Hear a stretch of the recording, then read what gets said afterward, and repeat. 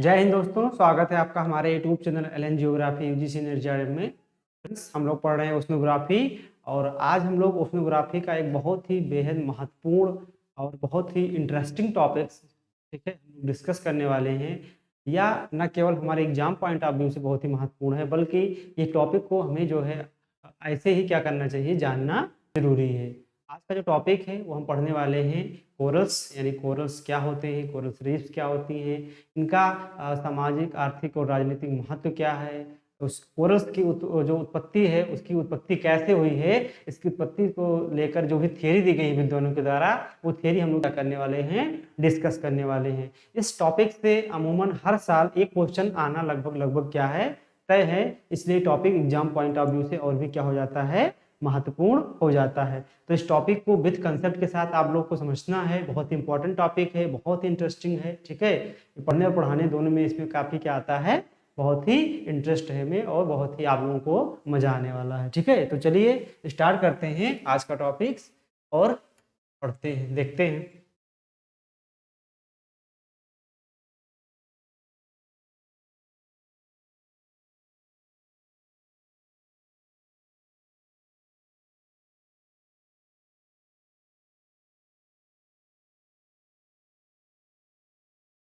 चलिए हम लोग देखते हैं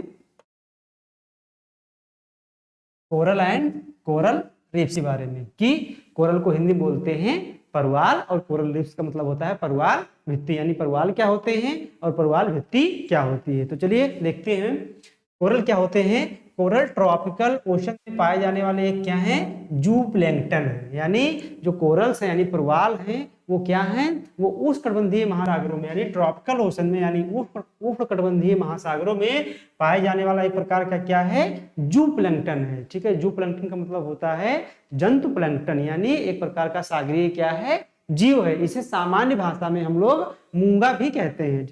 बात करते हैं मूंगे की, वो यही क्या है, कोरल है। क्या है, यही कोरल है, ठीक है। आगे देखते हैं ये क्या करते हैं, ठीक है। ये फाइटोप्लैंक्टन के साथ सिम्बायोटिक रिलेशन बनाते हैं। फाइटोप्लैंक्टन का मतलब हो गया, ठीक है, फाइटोप्लैंक्टन एक प्रकार का सूक्ष्म क्या होता है, ये पौधों की श्रेणी में आता है, इसलिए इसको क्या बोलते हैं, फाइटोप्लैंक्टन बोलते हैं, ठीक है।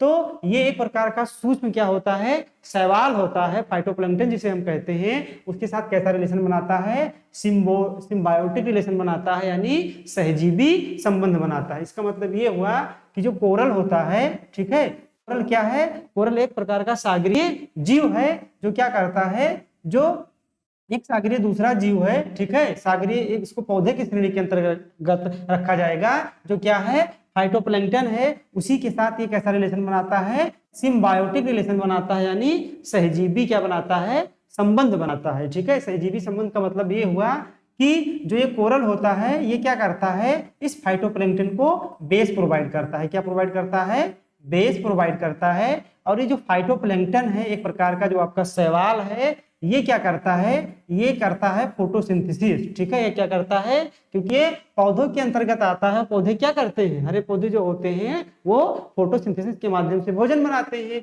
तो ये जो आपका जो फाइटोप्लैंक्टन है एक प्रकार का शैवाल होता है, ठीक है, वो क्या करता है, वो फोटोसिंथेसिस के माध्यम से क्या बनाता है, भोजन बनाता है। और इस भोजन को किसको देता है, इस परवाल को देता है। और इसी भोजन के करता है और ये परवाल क्या करता है, इस फाइटोप्लैंक्टन को एक आधार प्रदान करता है। इस प्रकार दोनों एक दूसरे के क्या हैं, कॉम्प्लीमेंट्री हैं। इसी रिलेशन को क्या बोलते हैं, सिम्बायोटिक यानी सहजीवी संबंध। तो कोरल आप समझ गए कि क्या होता है, एक प्रकार का सागरीय जीव होता है जिसे मूंगा भी कहते हैं। और ये क्या करता है, एक जो है फाइटोप्लैंक्टन जो होते हैं उनके साथ कैसा रिलेशन बनाता है, सिम्बायोटिक रिलेशन बनाता है। फाइटोप्लैंक्टन क्या होते हैं, फाइटोप्लैंक्टन का मतलब होता है एक प्रकार के शैवाल होते हैं, ठीक है, जिसमें अगर नाम लिया जाए तो जैसे एक है जुजांथली शैवाल है, इसको जुक्सांथलाई शैवाल भी बोलते हैं, ठीक है। तो ये क्या हो गया आपका, ये आपका हो गया कोरल, ठीक है। अब कोरल लीफ क्या होता है, जो कोरल होते हैं, ठीक है, तो ये जहां पर निवास करते हैं ये अपने चारों ओर कैल्शियम कार्बोनेट यानी चूने की क्या बनाते हैं, खोह बनाते हैं। खोह मतलब होता है जिसे जिसको एक तरह से कह सकते हो घर बनाते हैं, ठीक है। तो ये चूने की क्या बनाते हैं, खो बनाते हैं और इसी चूने के खो में क्या रहते हैं ये। जब एक परवाल क्या होगा, ये मान लीजिए एक परवाल है, परवाल क्या हुआ, मर गया, ठीक है। जब एक परवाल की मृत्यु हो गई तो दूसरा परवाल आकर इसी पे क्या करने लगा, घर बनाने लगा। ऐसे करते करते जब परवाल मर जाता है तो दूसरा परवाल आकर उसके ऊपर अपना घर बनाना स्टार्ट कर देता है और कालांतर में एक प्रक्रिया होते होते एक दीवार नुमा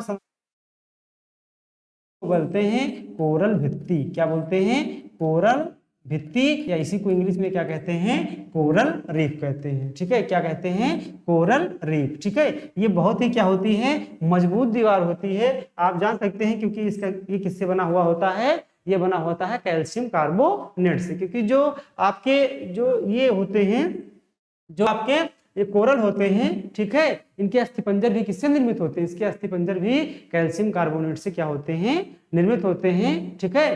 तो ये जब मर जाते हैं तो दूसरा कोरल क्या होता है, वो सारे अस्थिपंजर सहित जो भी वो अपने चारों तरफ खो बनाते हैं उसके ऊपर लगातार क्या होता है, एक के बाद जो है अपना घर बनाते जाते हैं कोरल, और कालांतर में हजारों वर्षों बाद एक लंबी बहुत मजबूत भित्ति का निर्माण हो जाता है। इसी को क्या बोलते हैं, कोरल भित्ति बोलते हैं, ठीक है। जो कोरल होते हैं इनकी ये स्पीसीज, इनकी जो विविधता होती है, स्पीसीज डाइवर्सिटी होती है, वो बहुत ही अधिक होती है। जैसे ह्यूमन की स्पीसीज कितनी है, 6, 7, 8, ठीक है, हम लोग आगे बात करेंगे। वैसे अगर कोरल की बात की जाए तो कोरल में जो स्पीसीज होती हैं वो हजारों लाखों की संख्या में होती है। इनकी क्या होती है, प्रजातीय भिन्नता इनमें बहुत पाई जाती है, और इसी प्रजातीय विभिन्नता के कारण इनको ओशियनिक रेन फॉरेस्ट की संज्ञा दी जाती है, महासागरीय वर्षावन की संज्ञा दी जाती है, ठीक है। क्योंकि जो वर्षावन होते हैं, रेन फॉरेस्ट होते हैं, उनमें क्या होती है, उनमें बहुत सारी क्या होती है, प्रजातीय विविधता होती है। आप देखेंगे कि जो है सदाबहारी वन होते हैं, रेन फॉरेस्ट वन होते हैं, उनमें क्या होता है, उसमें विभिन्न प्रकार के जीव जंतु, विभिन्न प्रकार के पेड़ पौधे पाए जाते हैं, ठीक है। उसी प्रकार से जो आपके कोरल होते हैं, इनमें इतनी अधिक प्रजातीय विभिन्नता होती है, ठीक है, उसी प्रजातीय विविधता होती है, ठीक है, डाइवर्सिटी होती है। तो उसी डाइवर्सिटी के कारण इन्हें क्या बोला जाता है, ओशियनिक रेन फॉरेस्ट यानी महासागरीय वर्षावन के नाम से भी जानते हैं। ये point exam point of view से बहुत ही क्या है, इंपॉर्टेंट है, क्योंकि एग्जाम में ऐसे देगा कि महासागरीय वर्षावन किसे कहते हैं, और ऑप्शन में आपका सदाबहार वन भी क्या करेगा, डाल देगा आपको कंफ्यूज करने के लिए, ठीक है। अब आगे देखते हैं कि कोरल क्या होते हैं। ये महासागर क्या करते हैं, जो फूड चेन बनता है उसमें बहुत ही महत्वपूर्ण क्या निभाते हैं, भूमिका निभाते हैं। क्योंकि आपको पता है प्रजाति विविधता होती है, ठीक है। प्रजाति विविधता के कारण ये क्या होते हैं, ये एक प्रकार से होते हैं जू प्लैंकटन, और जितने अधिक जू प्लैंकटन रहेंगे इनको आवश्यकता पड़ेगी किसकी, फाइटोप्लैंकटन के लिए, और जितने अधिक फाइटोप्लैंकटन होंगे उनको खाने के लिए क्या आएंगे, जू प्लैंकटन यानी बहुत सारी मछलियां, ठीक है। यानी जो आपका जो फाइटोप्लैंकटन हो गए, फाइटोप्लैंकटन के ऊपर क्या है, बहुत सारे जू प्लैंकटन है, ठीक है। इन्हीं जू प्लैंकटन को खाने के लिए आएंगी छोटी मछली को खाने के आएगी बड़ी मछली, और इस प्रकार देखा जाता है। तो जिससे धरातल पे फूड चेन बनता है, उसे महासागरों में क्या बनता है, एक फूड चेन यानी खाद्य श्रृंखला का निर्माण होता है। और उस खाद्य श्रृंखला में क्या होता है, जो आपका बहुत क्या निभाता है, महत्वपूर्ण भूमिका निभाता है। क्योंकि इनकी संख्या के साथ साथ इनकी जो प्रजातीय विविधता होती है बहुत अधिक ज्यादा होती है, जिसके कारण यहाँ पर जो जीव होते हैं, ठीक है, जो जू प्लैंकटन होते हैं, जू प्लैंकटन के बाद जो ये छोटी या बड़ी मछलियां होती हैं, उनको खाने के लिए जो विकल्प होते हैं बहुत ज्यादा हो जाते हैं। इसलिए ये महासागरीय क्षेत्र में जो इकोसिस्टम होता है उसको काफी क्या करते हैं, स्ट्रॉन्ग करते हैं, ठीक है। तो आप देख सकते हैं इनका महत्व कि किस प्रकार से ये जो है महासागरों में अपनी भूमिका को निभाते हैं, ठीक है। तो इतना पॉइंट आपको कोरल के बारे में याद रखना है। आगे देखते हैं कि जो कोरल होते हैं, जो उपकंदीय महासागरों में पाए जाने वाले जीव होता है, ठीक है,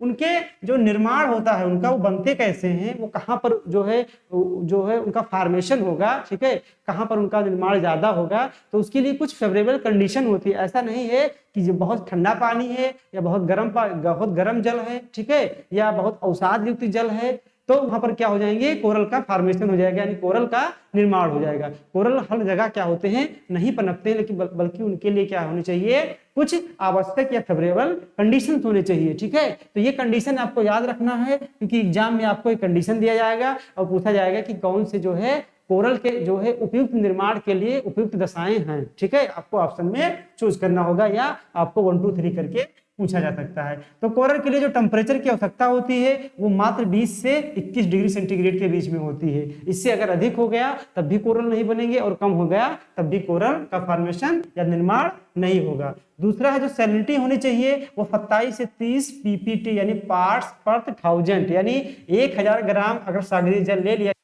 तो उसमें जो लवणता होनी चाहिए, जो साल्ट होनी चाहिए वो 27 से 30 ग्राम होना चाहिए। ठीक है, 27 से क्या होना चाहिए, 30 ग्राम होना चाहिए, तभी ये क्या होंगे जो है इनका फॉर्मेशन होगा, यानी ये इनके लिए क्या है सबसे उपयुक्त यानी बेहतर कंडीशन है। ठीक है, तीसरा क्या है, इनके लिए जो एवरेज डेप्थ होनी चाहिए वो 200 से 250 मीटर होना चाहिए। कितना होना चाहिए, 200 से 250 मीटर होना चाहिए, क्योंकि बहुत अधिक गहराई में आपको पता है जो सूर्य का प्रकाश है वो जो महासागरीय सतह होती है वहां से लेकर केवल 200 मीटर तक धरातल भाग जो महासागरीय भाग होता है वहां तक प्रवेश कर जाते हैं कि किसी को क्या बोलते हैं, फोटिक जोन। तो इनका जो निर्माण होता है वो फोटिक जोन नहीं हो पाता है, ये बहुत ना ऊपर हो पाता है और ना बहुत ही गहराई में हो पाता है। ठीक है, तीसरा है इनको सेडिमेंट फ्री वाटर चाहिए, यानी सेडिमेंट होना चाहिए बहुत थोड़ा बहुत मात्रा में होना चाहिए, एकदम फ्रेश वाटर भी नहीं होना चाहिए, लेकिन बहुत ज्यादा अवसाद युक्त जल जो होता है, जैसे अगर बोला जाए सेडिमेंट युक्त वाटर है तो वो इनके लिए क्या होता है, बहुत ही बैड कंडीशन होता है।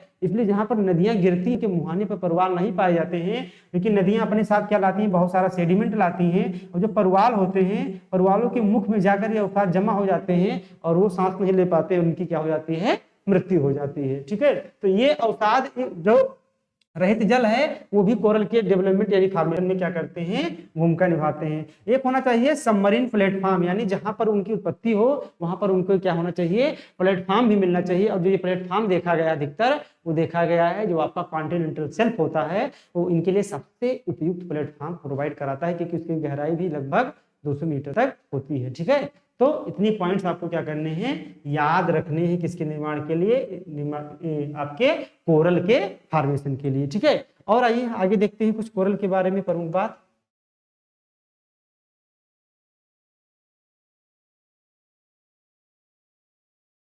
चलिए देखते हैं इसमें।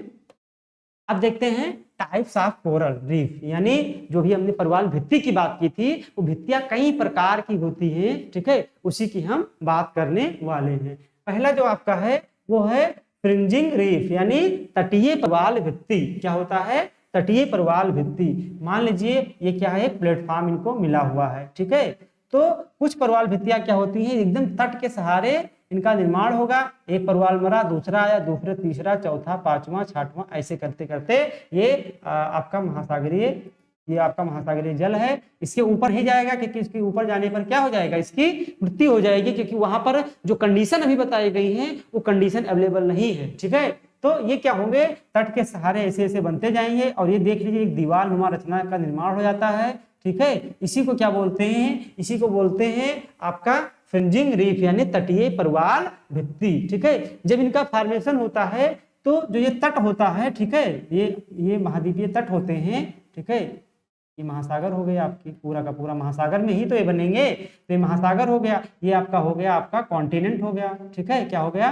कॉन्टिनेंट। तो देख रहे हैं आप कि जब तट के किनारे इनका फॉर्मेशन होता है तो तट और जो ये कोरल जो ये फ्रिंजिंग रीफ होती है इसके बीच में एक गैप बन जाता है, इस गैप को बोलते हैं बोट चैनल। क्या बोलते हैं, बोट चैनल, यानी गैप इतना ही होता है कि कोई नाव यहाँ से यहाँ तक चली जाए और यहाँ से यहाँ तक चली जाए। ठीक है, यानी यहाँ से नाव अगर आए तो तट पे आराम से वो नाव क्या हो सके, आ जा सके। ठीक है, इसलिए इसका नाम क्या रख दिया गया, बोट चैनल। ये भी एग्जाम में आपसे पूछा गया है कि बोट चैनल का फॉर्मेशन जो होता है वो किसके साथ होता है, फ्रिंजिंग के साथ होता है, बैरियर के साथ होता है या एटॉल के साथ होता है। तो ये रहा आपका क्या, ये फ्रिंजिंग यानी तटीय परवाल भित्ति। दूसरा आपका है बैरियर रीफ। बैरियर रीफ को हिंदी में बोलते हैं अवरोधक परवाल भित्ति। क्या होता है, अवरोधक परवाल भित्ति। अवरोधक का फॉर्मेशन कैसे होता है, अवरोधक का फॉर्मेशन होता है से थोड़ा सा दूर होते हैं, क्या होते हैं, तट से थोड़ा सा दूर होते हैं और एक दीवार नुमा इनकी संरचना का निर्माण हो जाता है,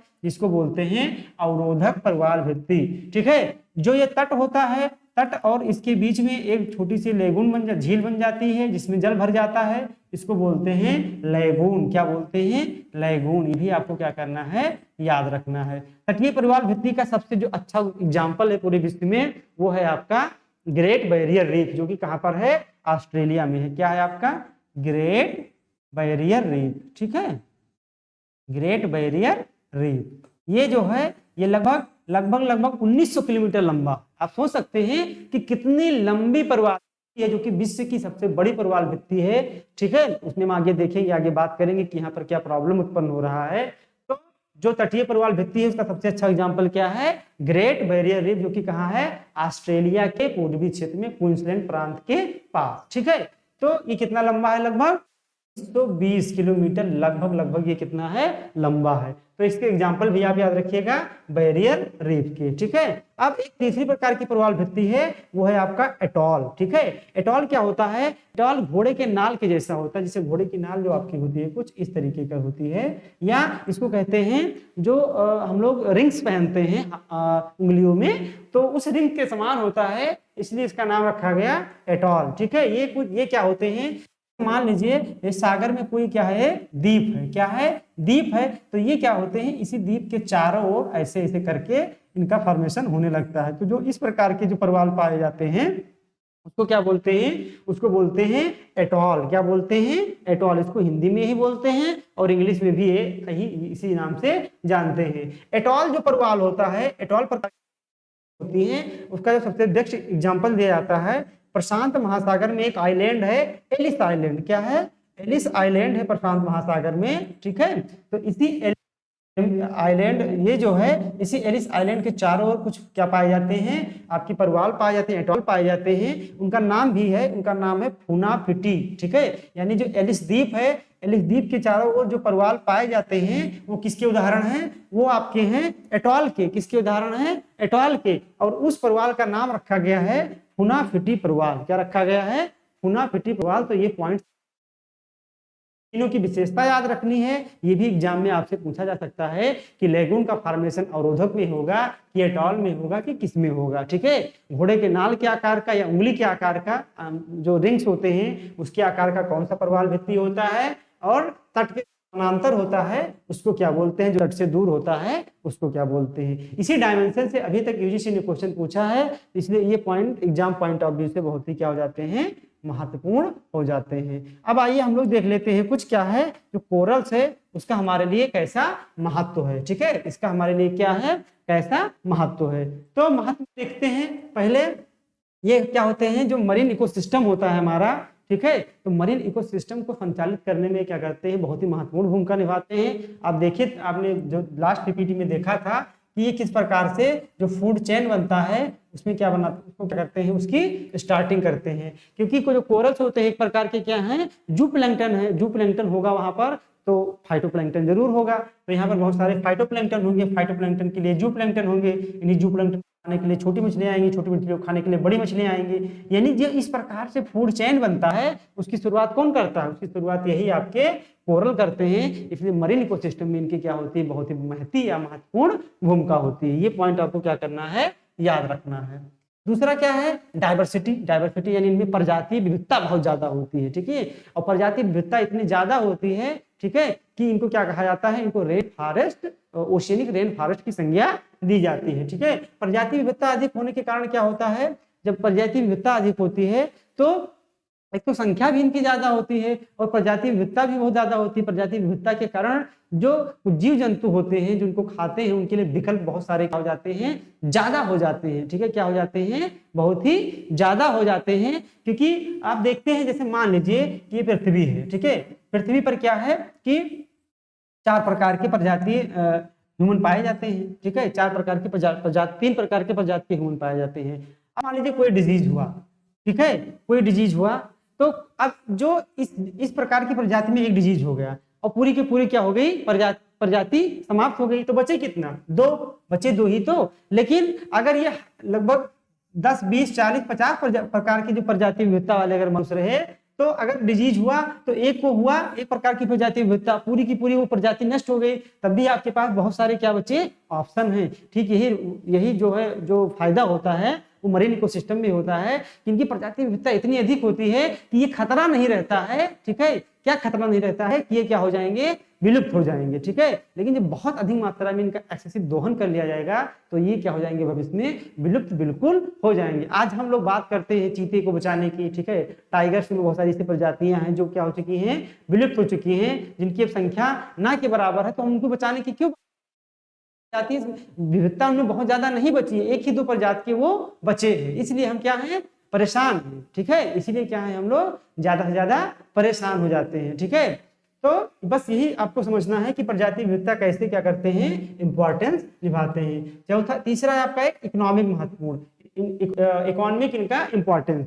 तो इकोनॉमिक रूप से ये बहुत ही महत्वपूर्ण होते हैं। बहुत सारे ऐसे देश हैं जो क्या करते हैं कि इको टूरिज्म वो क्या कर लिए हैं, डेवलप कर लिए हैं। आप ऑस्ट्रेलिया चले जाइए, आप भारत में अंडमान निकोबार द्वीप समूह के पास चले जाइए, ठीक है, मालदीव चले जाइए, यानी जितने भी द्वीपीय कंट्री हैं वो क्या किए हैं कि उनके तट पे जहां पर भी कोरल का फॉर्मेशन हुआ है तो कोरल में प्रजाति विविधता इतनी अधिक होती है, ठीक है, कि जब आप इनके पास जाएंगे तो इनके पास इतनी छोटी बड़ी इतनी रंगीन मछलियां पाई जाती है, और जो है इनके ऊपर जो एल्गी लगे होते हैं उनकी इतनी विविधता होती है कि बहुत ही क्या है, जुगनू तरह को चमकते हुए प्रतीत होते हैं, यानी वो देखने में बहुत ही आकर्षक लगते हैं, ठीक है। आप इसको जो है गूगल करके इसका इमेज देखिएगा कि बहुत ही आकर्षक लगते हैं, यानी चित्त को आप क्या क्या करते हैं, आकर्षित करते हैं, आपका मन मोह लेते हैं। तो ये इसको देखने के लिए जो एडवेंचरस लोग होते हैं वो क्या करते हैं, वो जाते हैं, और जिस कंट्री में ये पाए जाते हैं वो कंट्री के लोग उनको क्या प्रोवाइड कराते हैं, ठीक है, समुद्र में ले जाते हैं, दिखाते हैं, उससे उनको काफी क्या होती है,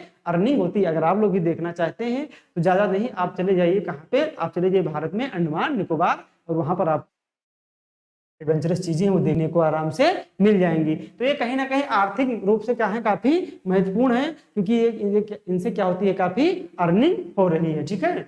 और एक है आपका सोशल इंपॉर्टेंस, सामाजिक रूप से भी ये काफी क्या है, महत्वपूर्ण है। सामाजिक रूप में जैसे हमारे लिए मनोरंजन का कार्य करते हैं, ठीक है, मनोरंजन हम लोग इससे लेते हैं। दूसरा, आप लोग सुनते हैं कि ये जो है आप ऐसे सुनते हैं कि जो है इस व्यक्ति ने क्या पहना हुआ है, इस व्यक्ति ने मूंगे की अंगूठी जो है रिंग्स पहनी हुई है, ठीक है। तो जो ये मूंगा होते हैं इनसे बहुत सारी क्या हम लोग बनाते हैं, जो है पॉलिशिंग करके बहुत विभिन्न तरह के क्या बनाते हैं, नक्काशीकार वस्तुएं बनाते हैं, जिसमें रिंग्स जो होता है ये बहुत ही क्या होता है, महत्वपूर्ण होता है, क्योंकि ये कैल्शियम कार्बोनेट के बने होते हैं। और कैल्शियम कार्बोनेट आप जानते हैं कि क्या है, एक प्रकार से पत्थर होता है, एक प्रकार से क्या होता है, रॉक्स होता है, ठीक है, कालांतर में ये परिवर्तित हो जाते हैं। तो इससे हमारा क्या है, सोशल महत्व भी है, और एक हमारा महत्व है इन्वायरमेंटल, यानी पर्यावरणीय महत्व। पर्यावरणीय महत्व इस प्रकार से है कि ये क्या करते हैं, ये CO2 को बहुत ज्यादा ऑब्जॉर्व करते हैं, और जो इनके ऊपर एल्गी होते हैं वो क्या करते हैं, फोटोसिंथेसिस बनाते हैं। फोटोसिंथेसिस से क्या बनाते हैं, भोजन का निर्माण करते हैं। किस प्रकार के भोजन, ऑक्सीजन का निर्माण करते हैं, ठीक है। तो ये क्या, अब फोटोसिंथेसिस के लिए आपको पता ही है कि किसकी आवश्यकता होती है, जल के साथ साथ कार्बन डाइऑक्साइड की भी क्या होती है, आवश्यकता होती है। तो ये कार्बन डाइऑक्साइड को क्या करते हैं, बहुत ज्यादा मात्रा में समुद्र क्या करते हैं, एब्जॉर्ब कर लेते हैं, ठीक है।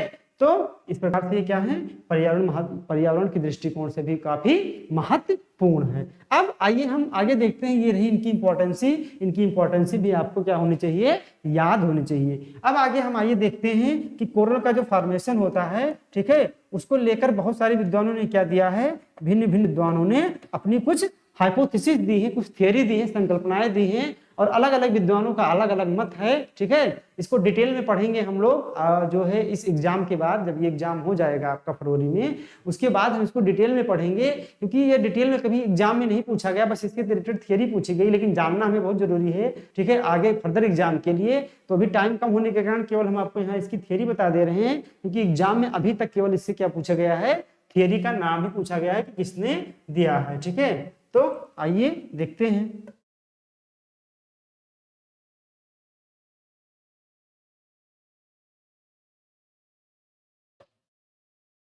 थियरी, सबस्टेंस थियरी, यानी अवतलन सिद्धांत, जिसको हिंदी में बोलते हैं अवतलन सिद्धांत, यानी जो कोरल है, कोरल्स के उत्पत्ति से संबंधित जो आपका सब्सिडेंस यानी अवतलन सिद्धांत दिया गया था, वो अवतलन सिद्धांत किसके द्वारा दिया गया था, वो अवतलन सिद्धांत दिया गया था चार्ल्स डार्विन के द्वारा, ठीक है।